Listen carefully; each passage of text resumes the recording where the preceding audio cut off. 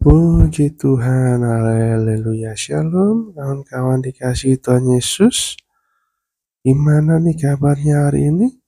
Luar biasa kan? Yes, luar biasa karena Tuhan Yesus kita luar biasa. Karena Tuhan Yesus kita baik, Tuhan Yesus kita luar biasa, ajaib, dahsyat, ya kan? Dan kita nggak mau keluar, kita nggak mau hidup di luar kasih Kristus, karena hanya di dalam Kristus, di dalam Yesus ada ketenangan, di dalam Yesus ada damai sejahtera, di dalam Yesus ada keselamatan dan sukacita. Amin kawan-kawan. Yes, biar kita tetap kuat, kita tetap sungguh-sungguh di dalam Tuhan Yesus. Di tengah dunia ini yang tidak menentu, dunia yang tidak pasti ini, ya kan kawan-kawan. Ya, kita tetap kuat, kita tetap menjadi berkat, kita tetap memberitakan firman Tuhan, dan kita tetap menjadi saksi Kristus dimanapun kita berada, dimana kita tahu bahwa kita adalah buku yang terbuka, dimana orang-orang bisa melihat kita, orang bisa melihat kasih Kristus di dalam hidup kita. Yes, itulah harapan kita masing-masing, ya kan, biar kita menjadi duta-dutanya Yesus di dalam hidup ini, kawan. Nah, kita akan melanjutkan, kita mau datang kepada Tuhan, kita mau melanjutkan pembacaan kitab kita, firman Tuhan pada hari ini. Sebelum itu, mari kita bersatu di dalam doa. Bapa yang baik, kami bersyukur Tuhan atas penyertaan, pemeliharaanmu, dan kesempatan yang kau berikan buat kami untuk membaca firman Tuhan, merenungkan firman Tuhan, ya Bapa. Tuhan, urapi kami semua, berikan hikmat, berikan pewahyuan-Mu atas kami, sehingga kami dapat mengerti, kami dapat semakin kuat iman kami, dan kami semakin mengerti kebenaran firman Tuhan dalam kehidupan kami, ya Bapa.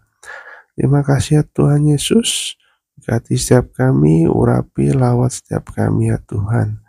Kami siap untuk merenungkan firman Tuhan pada hari ini di dalam nama Tuhan Yesus Kristus. Haleluya, amin, amin. Nah, saat ini kita akan melanjutkan membaca kitab kita di dalam Keluaran 31, ya kan. Dalam Keluaran 31 ini ada tiga perikop. Ya, tapi pasal ini adalah cukup pendek. Mari kita baca di perikop pertama yang berjudul Besaleel dan Aholiab ditunjuk.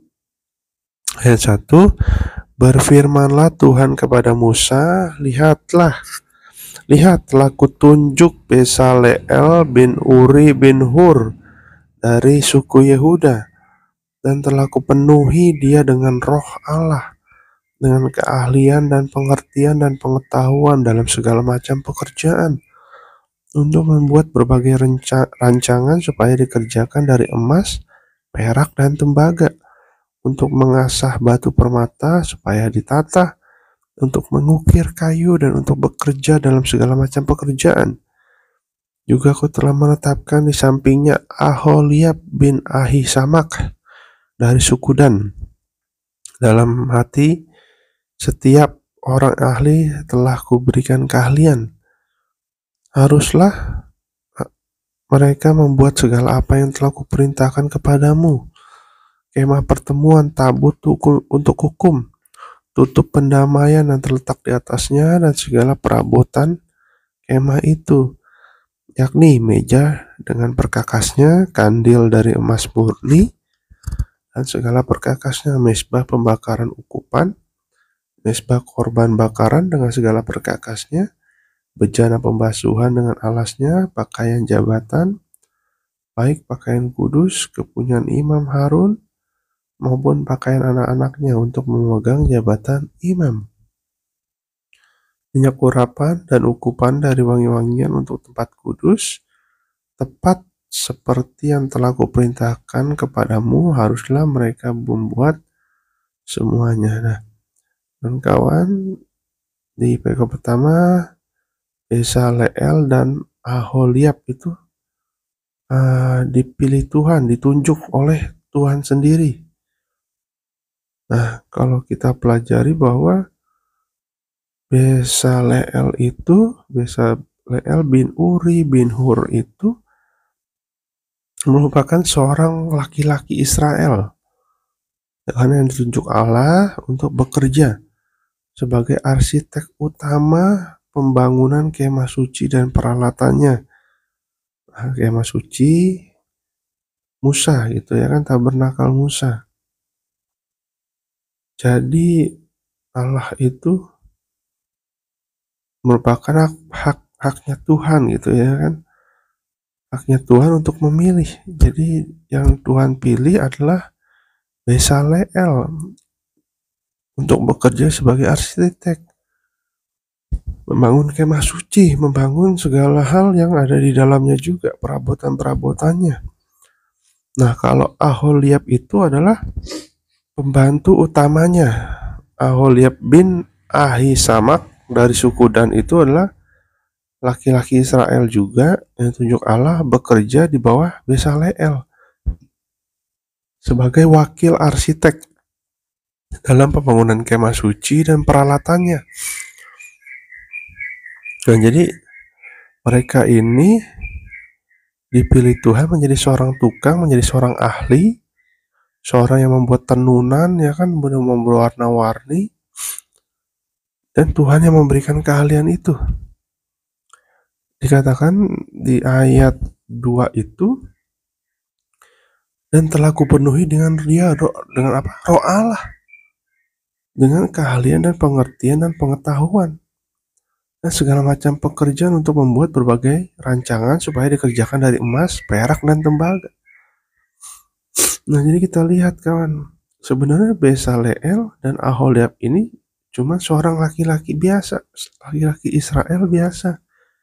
Tapi ketika dia dipenuhi dengan Roh Allah, diberikan keahlian, pengertian, pengetahuan, ya kan, dalam segala macam pekerjaan, bahkan bukan hanya untuk membuat desainnya saja, tapi segala sesuatunya, membuat rancangan apa yang dikerjakan, perabotan-perabotannya. Seperti apa perabotannya? Tabut untuk hukum, tutup pendamaian, ya kan?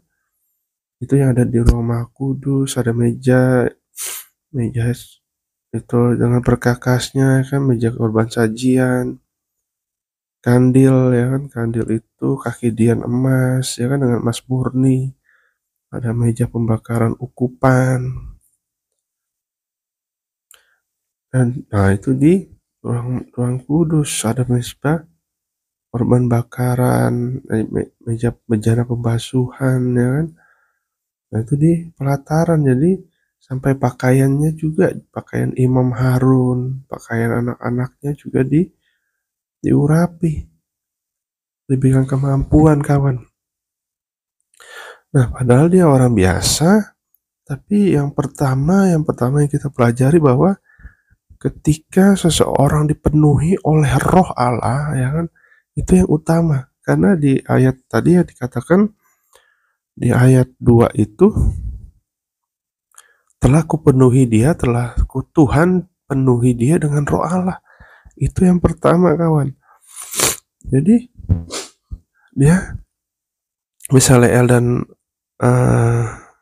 Aholiab ini dipenuhi oleh Roh Allah, sehingga dia bisa diberikan keahlian, dia bisa diberikan pengetahuan. Jadi yang tadinya tidak bisa menjadi bisa, yang tadinya tidak ahli menjadi ahli. Jadi kita belajar bahwa dalam kehidupan kita harus minta Roh Allah, Roh Kudus.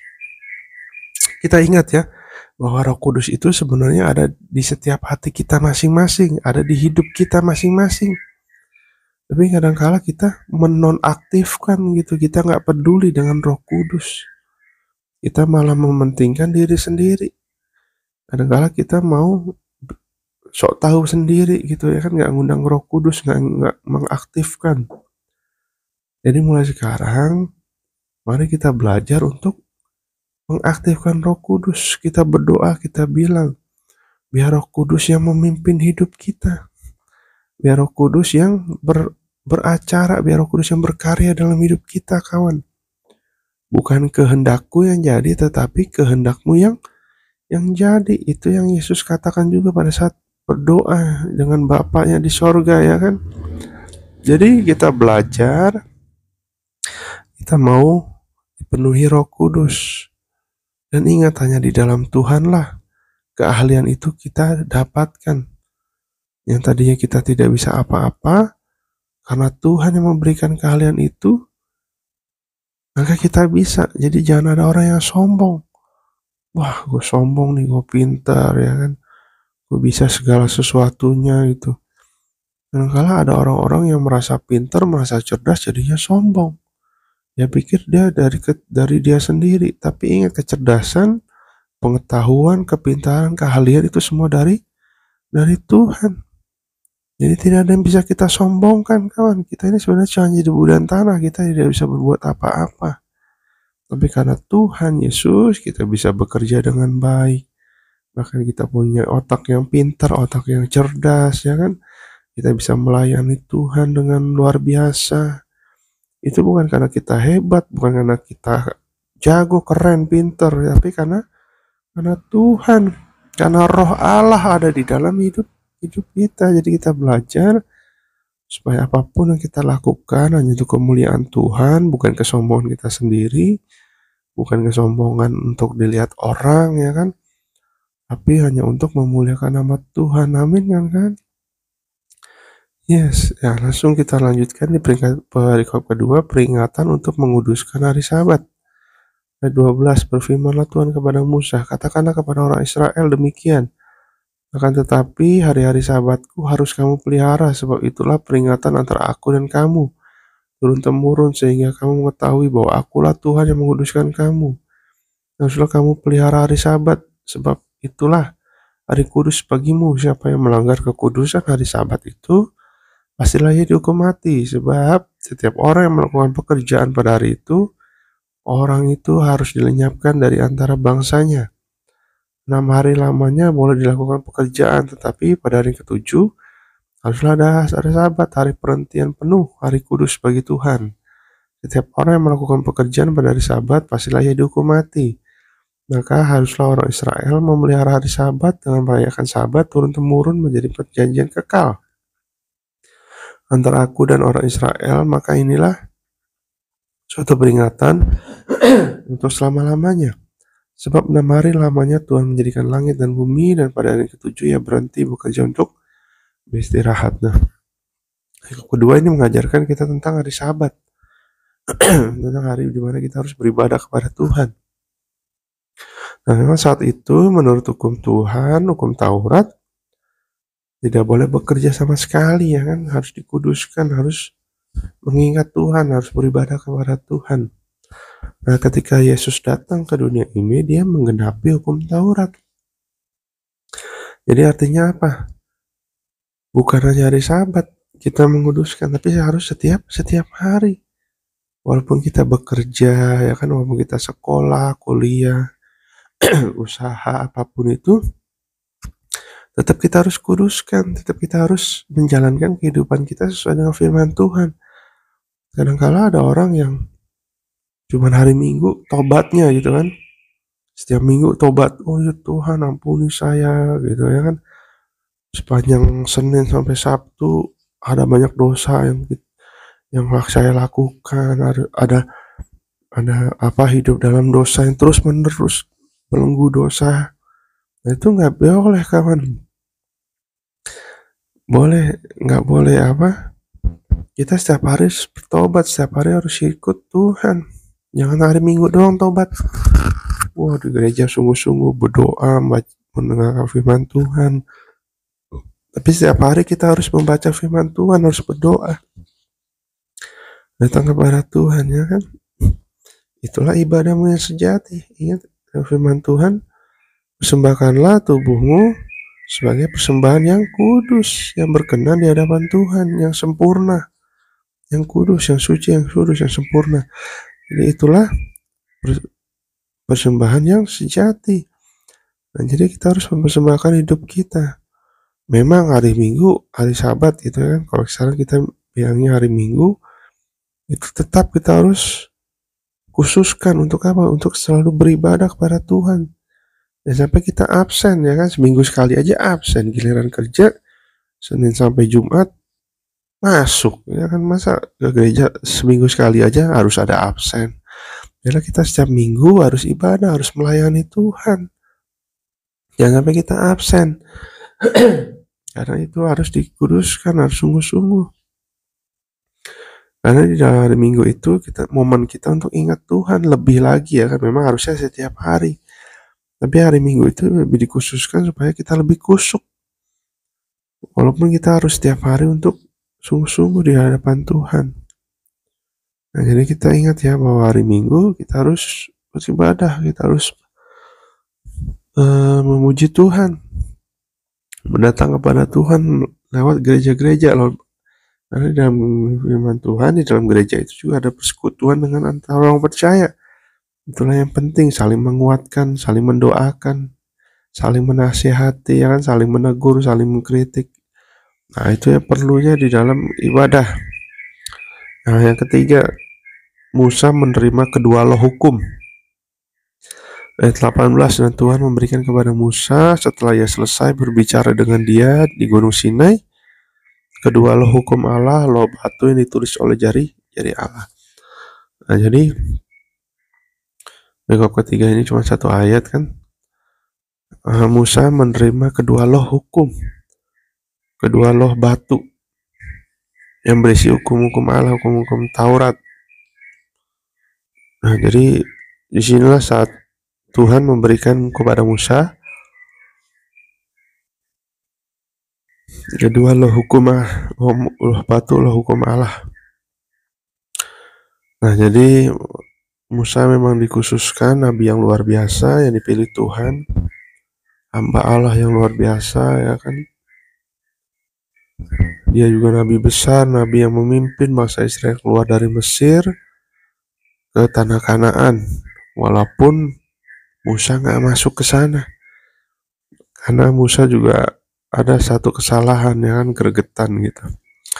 Akhirnya dia tidak bisa masuk ke dalam tanah perjanjian, tanah Kanaan. Tapi dia tetap nabi besar, nabi yang luar biasa, di mana Tuhan berkenan berfirman, bertemu kepada dia ya kan, sebagai perantara untuk orang Israel.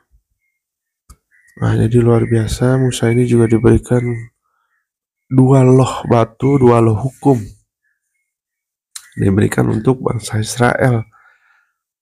Jadi memang waktu itu kan Israel baru terbentuk ya kan, bangsa Israel baru diperbudak oleh Mesir, sehingga tidak ada hukum-hukum Allah di situ. Makanya melalui Musa lah akhirnya hukum Allah peduli, Allah berfirman untuk orang-orang Israel, kawan. Jadi kita bersyukur saat ini dari serangkaian firman Tuhan, kita lihat dari kejadian ya kan, dari nabi-nabi yang perjanjian lama, dari semua orang-orang yang diutus Allah, diutus Tuhan, dan sampai kepada rasul-rasul, murid-murid Yesus, sampai Yesus hadir di dunia ini, sampai mati dan terangkat ke sorga, dan Roh Kudus turun. Kita bersyukur karena semuanya sudah tersedia di dalam Alkitab. Kita tinggal baca, kita tinggal renungkan. Kalau dulu saudara, sulit sekali untuk menemukan firman Allah, karena dulu belum ada. Dulu melalui perantara-perantara nabi-nabinya, utusan-utusan Allah. Jadi kita bersyukur ya, sampai kita sia-siakan kesempatan ini, karena nanti ada waktunya ketika Tuhan Yesus datang, ketika akhir zaman itu terjadi, antikris itu terjadi, kita akan cari-cari Alkitab, kita akan cari-cari firman Allah, itu tidak akan ketemu, karena sudah diangkat oleh Tuhan. Jadi selama kita ada kesempatan untuk belajar firman Tuhan, mengerti kehendak Tuhan, melakukan firman Allah, yuk kita lakukan sekarang, supaya nanti kita jangan menyesal ketika waktunya sudah tidak ada. ketika waktunya sudah habis. Ya kan, biarlah kita di injury time ini, kita mau sungguh-sungguh di dalam Tuhan, kita mau tinggalkan segala kebiasaan buruk, kelemahan-kelemahan kita, tipu muslihat iblis, ikatan-ikatan dosa dalam hidup kita. Mari kita bertobat sungguh-sungguh, datang kepada Tuhan. Ketika kita bersatu, gereja-gereja bersatu, akan luar biasa kuasa Tuhan akan nyata atas Indonesia ini. Haleluya, mari kita bersatu di dalam doa. Bapa yang baik, kami bersyukur atas pembacaan firman Tuhan pada hari ini ya Bapa. Dan Kau telah berikan hikmat pewayuan atas kami ya Tuhan. Biarlah di dalam kami tidak mau membiarkan Roh Kudus diam. Kami tidak mau mencuekin Roh Kudus ya Bapa dalam setiap kehidupan kami, dalam setiap hati kami. Kami mau membiarkan, mengizinkan dan mengaktifkan Roh Kudus dalam kehidupan kami ya Bapa. Sehingga hanya melalui tuntunan Roh Kudus kami mengerti kehendak Allah. Dan melalui tuntunan Roh Kudus kami dapat mengerti rencana-Mu dalam kehidupan kami. Dan melalui Roh Kudus juga yang kami tidak mampu menjadi mampu. Yang kami ada duka cita menjadi sukacita. Dan melalui Roh Kudus kami juga diberikan hikmat untuk dapat melakukan setiap masalah yang kami hadapi. Terima kasih ya Tuhan, kami bersyukur karena ada Roh Kudus di dalam hidup kami. Dan kami mau selalu dituntun, kami mau selalu dibimbing, dan kami mau selalu ikut tuntunan Roh Kudus dalam kehidupan kami. Terima kasih ya Tuhan. Dan kami juga mau menguduskan hari Sabat, hari Minggu untuk beribadah kepadamu khusus. Ya kan, biar kami semua juga ikut dalam ambil bagian dalam pelayanan dimanapun kami berada dan dimanapun kami diutus oleh Engkau ya Bapa. Terima kasih Tuhan. Berkati pada hari ini, berkati setiap pekerjaan usaha, sekolah, kuliah, ibu-ibu rumah tangga apapun yang kami lakukan pada hari ini. Tuhan Yesus memberkati kami sehingga semua dapat lancar, semua dapat berhasil ya Bapak, karena ada Yesus yang menuntun hidup kami. Terima kasih ya Tuhan, berkati program-program ini, berkati hamba, berkati kami semua, urapi kami semua, agar program ini hanya untuk menyenangkan hati Tuhan, untuk memberkati Engkau saja ya Bapa, untuk memberitakan firman Tuhan. Terima kasih Tuhan Yesus, di dalam nama Tuhan Yesus Kristus, haleluya, amin, amin. Terima kasih kawan-kawan yang sudah merenungkan firman Tuhan bersama-sama. Biarlah kita semakin kuat, iman kita semakin teguh, dan hati kita tidak akan goyah, bergeser ke kanan ke kiri, tapi kita tetap sungguh-sungguh berdiri tegak, berdiri teguh di hadapan kasih Kristus. Terima kasih, Tuhan Yesus memberkati kita semua. Bye.